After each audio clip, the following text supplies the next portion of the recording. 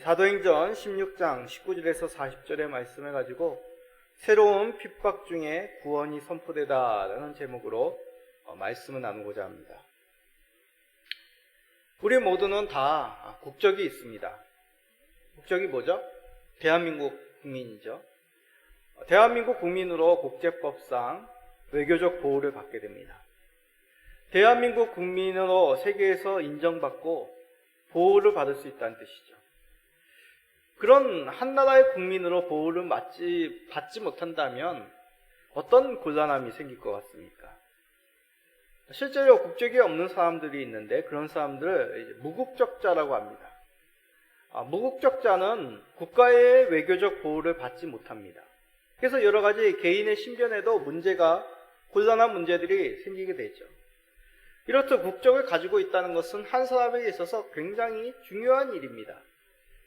그런데 우리에게는 대한민국 국민이라는 사실보다 더 중요한 신분이 있음을 알아야 됩니다. 바로 하늘나라 시민이라는 사실이죠. 하나님의 백성, 하나님의 자녀라는 말입니다.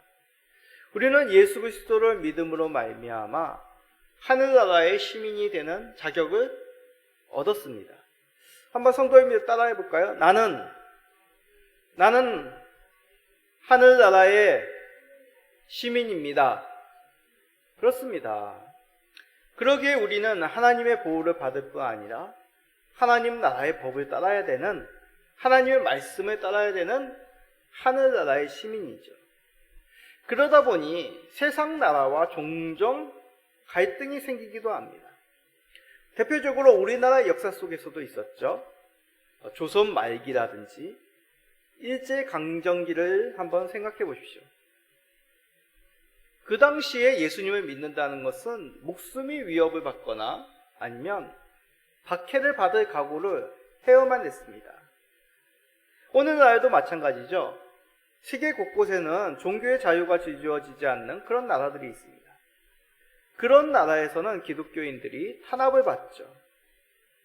그럼 우리와 같이 종교의 자유가 있는 그러한 이 땅에 살아가고 있는 사람들은 세상과는 어떠한 갈등, 어떠한 어려움도 있지 않은 것일까요? 세상의 권세와 하나님 나라의 권세, 하나님의 권세는 종종 충돌이 일어남을 우리는 알아야 됩니다. 왜냐하면 세상의 권세는 세상의 가치관, 세상의 법이 제일 중요한 가치입니다.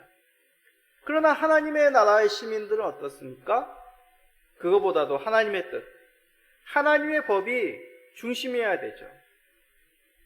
오늘 말씀이 바로 그러한 내용을 말씀하고 있습니다. 초대교회 당시 이방의 땅으로 복음을 전하던 이 사도들, 이전까지 받지 못했던 새로운 핍박을 받게 됩니다. 그것은 다름 아니라 세상의 제국들로부터 받는 박해이죠. 새로운 세상의 핍박 중에도 사도들은 복음을 계속 전합니다. 놀라운 구원의 은혜를 이들을 통해 하나님께서는 베푸십니다. 오늘의 말씀을 통해 우리들도 때로는 당하게 되는 이런 새로운 핍박, 세상 권세의 핍박을 어떻게 받아봐야 될지를 깨닫기를 소원합니다. 그러므로 우리가 이러한 세상의 어려움 속에서도 더욱 구원의 이름 예수 그리스도를 전하시는 모든 성도님 되시기를 간절히 간구드립니다. 자, 우리가 지난 시간에 바울 사도의 2차 전도 여정을 보았습니다. 이제 유럽, 그리스, 마게도냐 지역으로 이들이 향하게 되죠. 그곳에는 회당이 아닌 강가에서 복음을 전했습니다. 그곳에서 여인 루디아를 만나게 되죠. 그가 예수 그리스도의 믿음으로 귀한 복음의 결실, 빌립보 교회의 기초를 놓게 됩니다. 또한 귀신 들려 바울의 일행의 복음을 전파를 방해했던 요정을 예수 그리스도의 이름으로 고쳐주었습니다. 그런데 이 일로 말미암아 바울 사도들의 일행은 새로운 핍박을 받게 되죠. 예전에는 주로 어떤 핍박을 받았습니까? 보수 유대인들로부터 핍박을 받았습니다. 그렇죠. 가는 곳마다 유대인들이 쫓아와서 바울의 일행을 괴롭혔습니다. 그런데 이제 빌립보에서는 새로운 핍박을 당하게 됩니다. 그것은 로마 관료로부터 받는 핍박이었습니다. 자, 사도행전 16장 21절에서 23절 읽어볼까요? 로마 사람인 우리가 받지도 못하고 행하지도 못할 풍속을 전한다 하거늘 우리가 일제히 일어나 고발하니 상관들이 옷을 찢어 벗기고 매로 치라 하여 많이 친 후에 옥에 가두고 간수에게 명하여 든든히 지키라 하니. 빌립보 사람들 다수가 일제히 일어났다고 얘기합니다. 그래서 일제히 일어났다는 것은 함께 일어났다, 그런 뜻이죠. 여러분 이렇게 요즘 말로 이제 데모라는 말 하죠. 많은 사람들이 무엇인가 자신의 주장을 내세우기 위하여 모여서 큰 소리로 막 구호를 외치고 함성을 지르고 어떤 자신의 목적을 누군가에게, 정부에게, 어떤 다른 사람에게 관찰시키기 위하여 그렇게 모여서 하는 행위들을 데모라고 합니다. 데모의 일종을 이들이 행한 겁니다. 바울과 실라를 향하여 온갖 비난의 말들을 다수의 빌립보 사람들이 행한 것이죠. 그럼 우리가 질문이 생깁니다. 왜 빌립보 사람들이 바울의 일행에 대해서 이렇게 적대적으로 돌변하였을까요? 그 원인은 바로 귀신 들린 여종의 주인들이 바울의 일행을 모함하였기 때문입니다. 이들은 바울의 일행을 잡아 관리와 상관들에게 고소합니다. 자, 그런데 고소의 내용을 봅시다. 이 고소의 내용은 앞에서 얘기한 귀신 들린 여종을 고쳐주어 이제 자신들의 돈벌이가 사라졌다, 우리가 먹고 사는 일을 이들이 방해하였다 라는 내용으로 고소한 게 아닙니다. 유대인들이 이들이 성을 소란케 하여 로마 사람인 우리들에게 받지 못할 풍속을 전하였다라는 내용이 고소의 내용이죠. 이상하죠? 실제로는 이 귀신 들린 여종을 고쳐주어 귀신이 나가 점을 치지 못하여 이 여종으로 말미암아 받았던 수익이 끊어졌다, 쉽게 요즘 말로 얘기하면 영업 방해죄, 그걸로 고소한 게 아니라 이 유대인들이 이곳에 와서 로마의 사람들인 우리들이 믿지 못할 그런 세상 풍속을 전한다라는 내용입니다. 그 내용을 듣자 빌립보 다수의 사람들, 모여있던 사람들이 벌떼같이 너도 날 것 없이 바울의 일행을 고발한 것이죠. 그리하여 상관들은 바울의 일행들을 죄인과 같이 매질하여 감옥에 가두어 버립니다. 자, 성도님들, 바울 사도들의 일행이 당한 이 핍박에 대해서 어떤 생각이 드십니까?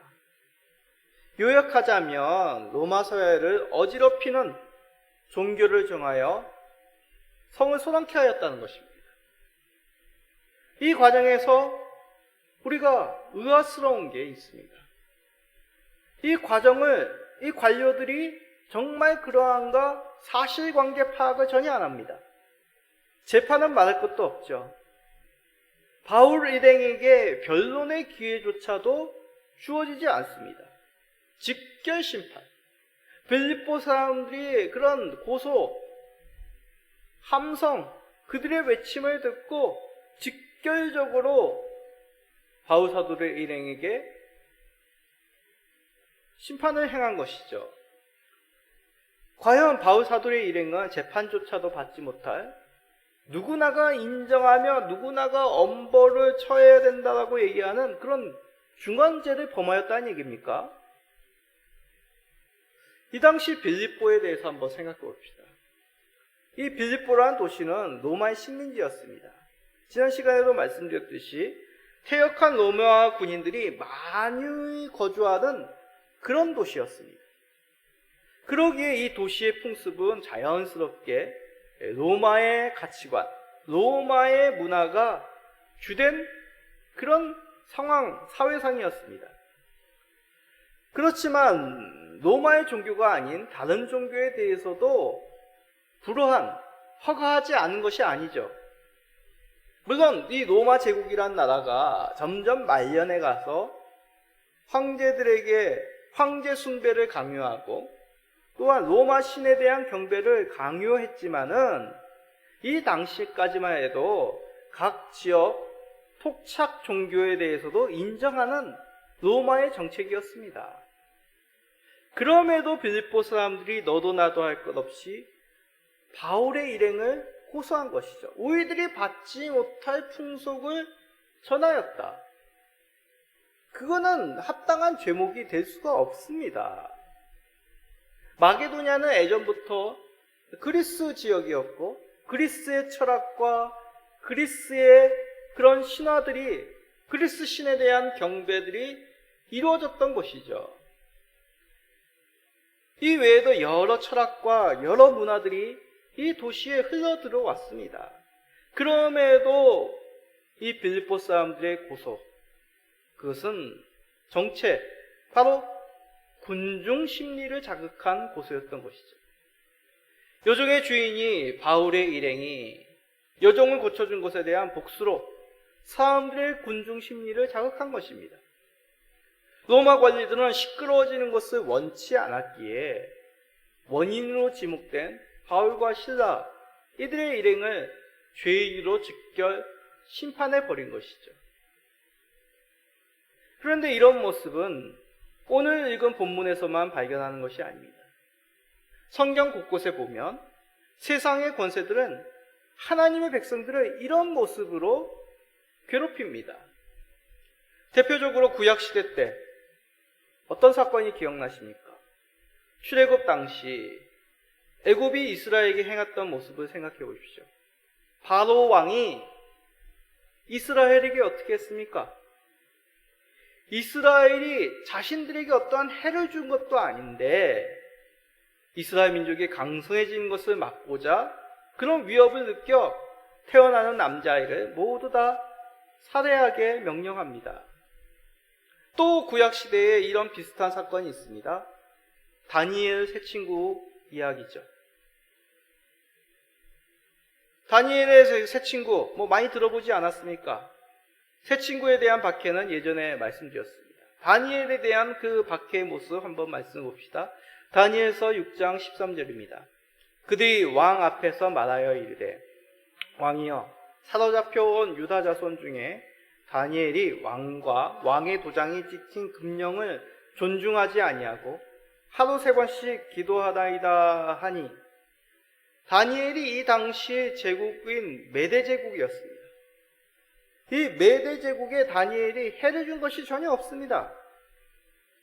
오히려 다니엘을 모함한 자들도 인정할 만큼 다니엘에게 있어서 하나님을 섬기는 것 외에는 아무런 틈이 없었던 것이죠. 자신의 맡은 일에 아주 탁월하였던 인정받는 도덕적으로, 정책적으로, 삶적으로 탁월했던 인정받는 다니엘이었습니다. 그러기에 다니엘을 고발할 사람들은 다니엘을 고발할 목적으로 법령을 따로 만들어 30일 동안 왕 외에는 어떤 신에게도 강구하지 못하도록, 요청하지 못하도록, 기도하지 못하도록 그런 금령을 만들어 왕의 도장을 받습니다. 다니엘을 고발하기 위한 그런 말도 안 되는 법령이었죠. 근데 모함자들이 다니엘을 모함한 이유가 무엇이라고 생각하십니까? 자신들보다 높은 지위에 있었다는 것입니다. 다니엘이 전국을 다스렸다는 얘기죠. 이 뜻은 단지 다니엘을 시기했다는 의미가 아닙니다. 누가 이 제국을 다스리는가에 대한 판단이었죠. 도전이었던 것입니다. 세상의 권세가 아닌 하나님이 주신 지혜와 하나님이 주신 능력으로 다스리는 다니엘을 이들은 못마땅하게 생각한 것입니다. 그러기에 모함하여 다니엘을 끌어내고자 했던 세상 권세의 공격이었죠. 바로도 마찬가지입니다. 이스라엘이 하나님의 은혜로 그 힘이 강성해지고 그 민족들이 더욱 수가 늘어나니 그것을 못마땅하게 생각한 것이죠. 이를 통해 우리는 깨닫습니다. 세상은 하나님의 권세가 더욱 드러나는 것을 무지무지 싫어합니다. 다시 말씀드립니다. 하나님의 뜻, 세상을 통치하시는 그 하나님의 이름이 높아지는 것을 세상은 원치 않는다는 것이죠. 우리를 통해 예수 그리스도께서 구세주라는 사실이 더욱 드러날 때 세상은 긴장하고 더 나아가 하나님의 뜻을 거스르며 대적하기까지 이릅니다. 그리하여 이 땅 가운데 하나님을 믿는 백성들을 핍박하는 것이죠. 세상의 권세는 어떻게 해서든지 우리에게도 세상의 권세가 온 세상을 다스린다, 너희들이 믿는 하나님이 아니라 세상의 권세가 이 땅의 주인이라고 우리들에게 각인시키려고 합니다. 그렇지 않습니다. 하나님이 세상을 다스리십니다.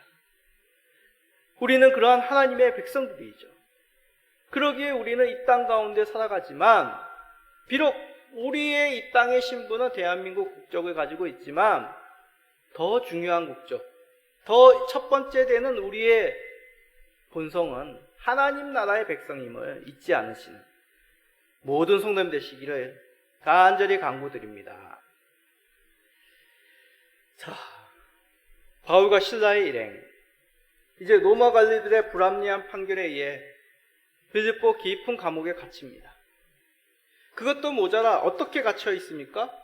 착고에 매여 있다라고 합니다. 착고 들어보셨습니까? 착고를 찾아보니까 발목이나 손목에 나무 판자에 구멍을 뚫어가지고 묶어놓은 겁니다. 일종의 요즘으로 따진다면 수갑이죠. 수갑은 금속으로 만드는데 이 당시에는 나무나 철로 만든 것입니다. 이런 모습을 통해 바울과 실라의 일행은 그 감옥 속에서도 자유롭게 몸을 움직이지 못한 것이죠.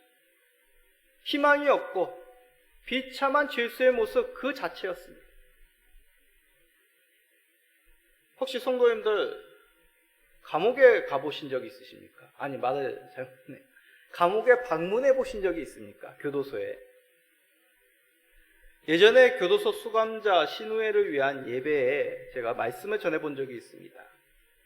그때 처음 교도소라는 곳을 그 내부를 들어가 본 적이 있습니다.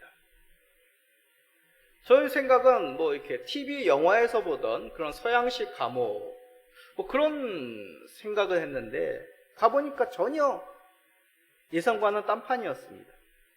낡고 습하고 빛이 안 들어오는, 아무래도 창문이 있다는 것은 유리 안에 밖에 또 철조망과 쇠사슬이 있다고 해도 아무래도 창문이 있다는 것은 수감자들에게 어떤 다른 의미로 이렇게 하는 것 같습니다. 굉장히 빛이 잘 들어오지 않습니다. 시설도 굉장히 낡았고, 무엇보다도 이 수감자들은 일반인들과 같은 그런 옷을 입지 않았습니다. 똑같은 옷, 파란 옷, 그리고 사형 선고를 받은 사람은 또 다른 옷을 입고 있더라고요. 이들의 가슴에는 이름이 아니라 번호를 달고 있습니다. 저가 만약 이 자유롭지 못한 교도에서 조금이라도 산다면 정말 저의 마음속에는 원망함이, 희망이 아니라 절망만이 가득할 것 같았습니다. 그런데 바울과 실라가 지금 처해 있는 환경이 그거보다 더하면 더했지 못하다는 것은 아닙니다. 어둡고 깊은 감옥. 이들이 이곳에 온 동기가 무엇입니까? 성령님의 인도, 하나님의 인도하심이었습니다. 아시아가 아니라 바다를 건너 유럽 그리스도 마게도냐로 하나님께서 이들의 발걸음을 옮기셨죠. 그리고 귀신 들린 요정을 온전케 하는, 귀신으로 말미암아 그 가운데 자신의 뜻대로 살아가지 못하는 이 불쌍한 요정을 고쳐주었습니다. 주의 은혜를 선포한 것이죠. 그런데 그들이 당한 상황은 어떻습니까? 죄수로 지하 감옥 깊이 묶여 있습니다. 이런 상황이라면 절망이, 신음이, 원망이 흘러나와야 되지 않겠습니까?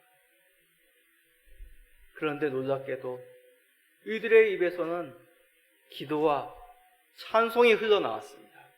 자, 사도행전 16장 25절 크게 읽어봅시다. 한밤중에 바울과 실라가 기도하고 하나님을 찬송하며 죄수들이 듣더라. 이들이 어떻게 갇혀있다고요? 옷이 찢긴 채로 매를 맞았습니다. 사람이 매를 맞는다면 살갗이 어떻게 될까요? 우리 아이들은 뭐 그렇게 심하게 맞은 적이 없는데 살갗이 벗겨집니다. 우리 학교 다닐 때는 뭐 나무 몽둥이로 야구바따로 당구채로 뭐 때렸기 때문에 많이 맞으면 살갗이 터져요. 바울과 실라가 이랬습니다. 피부가 벗겨진 상태로 차고스판 옥에 갇힌 것이죠. 그것도 그 상처 위로 거친 나무 착고가 쇠사슬이 묶여져 있었습니다. 그럼에도 이들의 입에는 기도와 찬송이 흘러나왔습니다. 그 소리를 죄수들이 들은 것이죠. 여기서 죄수들이 바울과 실라의 기도와 찬송을 들었다 할 때 이 들었다 하는 것은 그냥 지금 어떤 귀로 흘러 들어오는 소리 있죠. 집에 자다가 집에 생활하는데 밖에서 아이들이 떠드는 소리, 지나가는 장사들의 그런 소리, 그런 소리가 자연스럽게 흘러 들어왔다라는 그런 의미가 아니라 지금 여러분들이 저의 설교를 경청하여 듣듯이 아니면 어떤 TV나 영화나 어떤 공연이나 그런 것들에 대해서 귀를 기울이고 감동하는 마음으로, 기쁜 마음으로 그러한 공연을, 그러한 영상을 주목하여 보고 듣듯이 죄수들이 이 바울과 실라가 외치는 기도와 찬송을 감동 있게, 기쁘게 귀를 쫑긋하여 듣고 있었다는 것입니다. 왜 있겠습니까? 바울과 실라가 찬송이 너무 아름답게 불러서였을까요? 아마도 바울과 실라는 시편의 내용을 기도하고 찬송하지 않았나라고 이렇게 추측합니다. 어떤 시편이었을까요? 우리는 정확히 알 수 없습니다. 정확히 알 수 없지만 고난 속에서 하나님의 구원을 바라는 시편, 대표적으로 시편 3편을 한번 봅시다. 시편 3편 너무 작은 글씨인데 한번 읽어볼까요? 여호와여, 나의 대적이 어찌 그리 많은지요. 일어나 나를 치는 자가 많으니이다.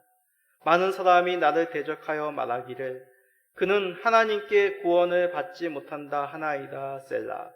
여호와여, 주는 나의 방패시요 나의 영광이시요 나의 머리를 드시는 자이시니이다.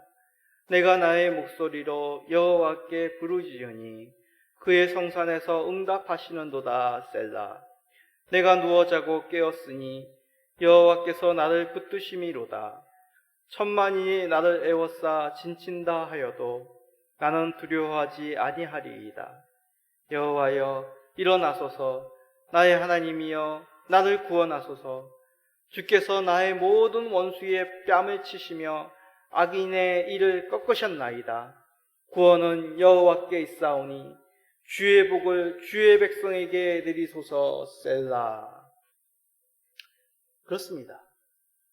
바울과 실라는 아마도 이런 시편 3편과 같은 내용으로 하나님께 기도하고 찬송하였습니다. 지하 감옥에서 하나님만을 바라본 것이죠. 천만인이 둘러싼다 하여도, 세상의 권세가 자신을 둘러싼다 하여도 하나님께서 붙드시면 두려워하지 않음을 시편 기자와 같이 바울과 실라는 하나님께 간구하며 용기를 내 구원을 허락해 주시기를 찬송하며 기도하였다는 것입니다. 우리 하나님이 어떠한 분이시기 때문이십니까? 하나님은 반드시 자신의 하신 약속을 이루시는 하나님입니다. 그의 백성들을 책임져 주시는 우리 신실하신 하나님이십니다. 연약하여 하나님만을 바라볼 수 없는 그러한 주의 백성들의 신음소리까지도 세밀하게 들으시는 인자하신 우리 하나님이십니다. 그런 하나님께 간절히 간구하였을 때 놀라운 이적으로 하나님께서는 이들을 풀어주십니다. 갑자기 큰 지진이 나죠. 감옥토가 움직이고 문이 다 열리게 됩니다. 사람들이 매여있는 그 착고가 다 풀어지게 됩니다. 이것으로 보아 이것은 자연스러운 현상이 아닙니다. 여러분, 지진 일어나면 어떤 일이 일어납니까? 집 밖으로 나가야 됩니다. 왜냐하면 무너지니까요. 무너질 수 있으니까요. 평지로 나가야 되죠. 그게 보통 지진의 모습입니다. 지진하면 더 건물 안에 있으면, 지하에 있으면 더 위험한 것이 지진입니다. 그런데 이들에게 어떤 일이 일어났습니까? 위험한 것이 아니라 그들이 갇혀있던 감옥이 다 풀려지게 되는 것이죠. 하나님께서 자연 만물을 사용하시어 주의 백성들을 보호주시고 건져주시고 자유케 하시는 놀라운 은혜를 바울과 실라에게 행한 것이죠. 하나님의 구원의 손길이었습니다. 자, 그런데 바울과 실라 일행에게는 그런데 전혀 다르게 느껴지는 한 사람이 있습니다. 어떤 사람일까요? 감옥을 지키는 사람이죠. 감옥의 책임자였던 간수의 입장에서는 이러한 놀라운 감옥의 풀려짐의 상황은 이에게는 큰 두려움, 위기였습니다. 죄수들이 탈옥할 수 있기 때문이죠. 급히 간수는 감옥의 상황을 살피고 모든 옥문이 열린 것을 확인하게 됩니다. 그 죄수들을 지켜야 돼 자신이 그 본분을 다 못한 것이죠. 그는 절망하여 칼을 빼어 자신을 찌르려고 합니다. 그럴 때 바울의 일행에 급히 그만두시오! 제지하게 되죠. 간수는 이 바울의 일행의 목소리를 듣고 두려워 떨며 뛰어들어갑니다. 어떻게 이런 상황 속에서 구원을 받을 수 있습니까? 그쵸? 간수에게 있어서는 지금 이러한 상황이 자신에게는 위급한 상황, 죽음으로까지 몰고 갈 수 있는 이런 상황이었던 것입니다. 그러자 바울과 실라 일행은 이렇게 간수에게 들려줍니다. 사도행전 16장 31절입니다. 이르되 주 예수를 믿으라. 그리하면 너와 내 집이 구원을 받으리라 하고. 자, 이건 암송하기 쉽죠. 다시 한번 읽어볼까요? 이르되 주 예수를 믿으라. 그리하면 너와 내 집이 구원을 받으리라 하고. 믿으라 라는 것은 사람의 노력이나 공로 그것이 아니고 또 반복적으로 행할 필요가 없다는 얘기입니다. 단지 주 예수를 구주로 믿는다면 하나님이 베풀어 주신 그 구원을 얻을 수 있다고 하는 것이죠. 중요합니다. 구원을 얻는 일이 이렇게 아주 단순합니다. 계속적으로 무엇을 계속해야만 열심히 도를 닦아야지만 우리가 선한 경지에 이르러야지만 얻을 수 있는 것이 아닙니다. 오직 예수님만을 의지할 때 하나님이 보내신 독생자 예수 구세주임을 인정하고 그를 받아들일 때 구원을 얻게 되는 것이죠. 단 하나, 하나님이 우리들에게 주신 구원의 조건은 단 하나, 주 예수를 구세주로 부활의 주로 영접하는 것입니다. 그러면 어떠한 은혜가 미칩니까? 구원의 은혜가 간수 한 사람만이 아니라 집안의 식소들에게 미치리라고 말씀합니다. 이 말에 대해서 오해하지 마십시오. 예수님 내가 믿으면 온 집안이 다 예수 믿게 된다, 자동적으로 된다, 그런 의미가 아니라 이로 말미암아, 이 간수의 믿음으로 말미암아 이 가정이 예수 믿는 가정으로서 하나님께서 구원의 은혜를 베푸실 것이라는 말씀이죠. 대부분의 가정이 예수님을 믿게 되는 그런 과정입니다. 한 사람이 먼저 예수님을 믿고 그가 전하는 복음, 그의 모습을 통하여 예수님을 발견하게 되는 것이죠. 먼저 한 사람이 예수님을 믿어 구원의 은혜가 가족들에게 베풀어지는 것이 대부분뿐입니다. 그렇습니다. 하나님께서는 깊고 어두움의 감옥에 갇힌 이 바울과 실라의 모습을 통하여 입으로 전해지는 그 구원의 기도, 찬송을 통해 하나님께서 놀라운 구원의 은혜를 베푸신 것이죠.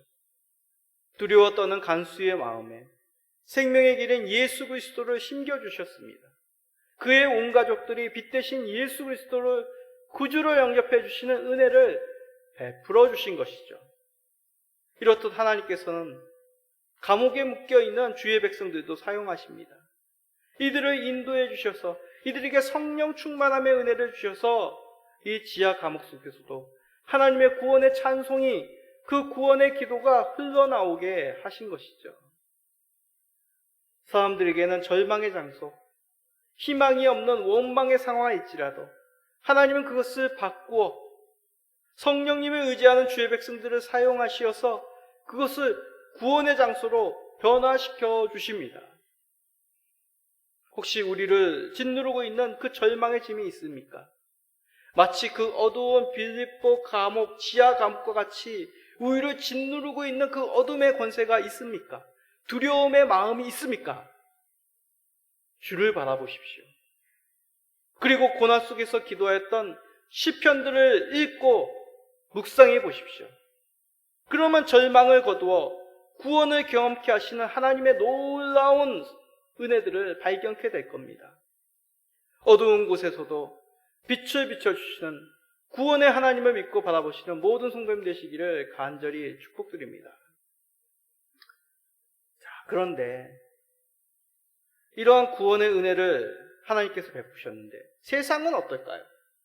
세상의 권세를 하나님께서는 꾸짖으십니다. 그리고 그것을 부끄럽게 밝히십니다. 사도행전 16장 37절 우리 읽어볼까요? 바울이 이르되 로마 사람인 우리를 죄도 정하지 아니하고 공중 앞에서 때리고 옥에 가두었다가 이제는 가만히 내보내고자 하느냐? 아니라 그들이 친히 와서 우리를 데리고 나가야 하리라 한대.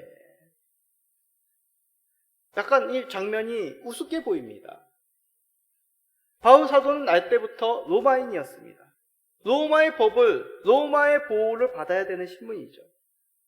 그런 바울임을 알지 못하고 이 빌립보 관료들은 유대인이란 이유만으로 그를 심하게 매질하고 감옥에 가두었습니다. 어떤 법적인 보호 절차도 재판 절차도 행하지 않았습니다.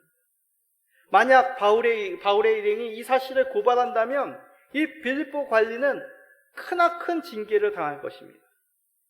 그러게 자신의 잘못을, 자신의 실수를, 잘못을 깨달은 이 관료들은 바울의 말을 듣고 심히 두려워하여 사정사정하며 바울의 일행을 성하게 나가도록 권합니다.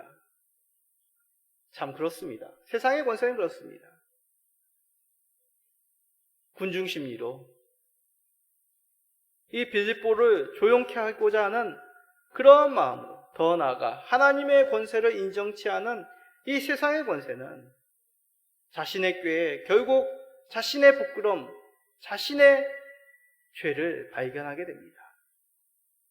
그럼 우리는 세상의 목소리에 너무 두려워할 필요 없습니다. 세상의 권세는 결국 불합리한, 부당한 그 죄된 자신의 모습을 통하여서 결국 자신 스스로가 망하게 되고 부끄러움을 당하게 될 것이라는 것이죠. 세상의 일들에 우리는 하나님께 간구함이 필요합니다. 세상이 어떠한 권세로 우리를 올감할지라도 판단하시고 심판하시는 분은 우리 하나님입니다. 그러기에 우리의 소망은 하나님께 두어야 되는 것이죠. 빌립보서, 교인들에게 보내는 이 빌립보서, 그 권면의 말씀을 우리가 마지막으로 읽고 이 말씀을 마치고자 합니다. 빌립보서 4장 6, 7절 우리 다 같이 크게 읽어볼까요? 아무것도 염려하지 말고 다만 모든 일에 기도와 간구로 널 구할 것을 감사함으로 하나님께 아뢰라. 그리하면 모든 지각에 뛰어난 하나님의 평강이 그리스도 예수 안에서 너희 마음과 생각을 지키시리라. 아멘. 예전에 이제 박종호 찬양 사역자의 그 찬양을 들으면 이 좀 말씀이 길지만 다 암송할 수 있어요. 예. 여러 가지 두려움이 생길 때 이 말씀 한번 묵상해 보십시오. 하나님께서 모든 지각에 뛰어난 그 하나님께서 평강으로 우리를 붙드십니다. 우리의 두려운 마음을 고치시고 우리를 더욱 강건케 생각을 지켜주실 것입니다. 그래야 세상을 두려워하는 자들이 아니라 세상을 심판하신 하나님으로 인하여 평강 가운데 거하시는 예수 그리스도의 그 생명의 이름을 전하시는 모든 성도님 되시기를 간절히 축복드립니다. 아멘.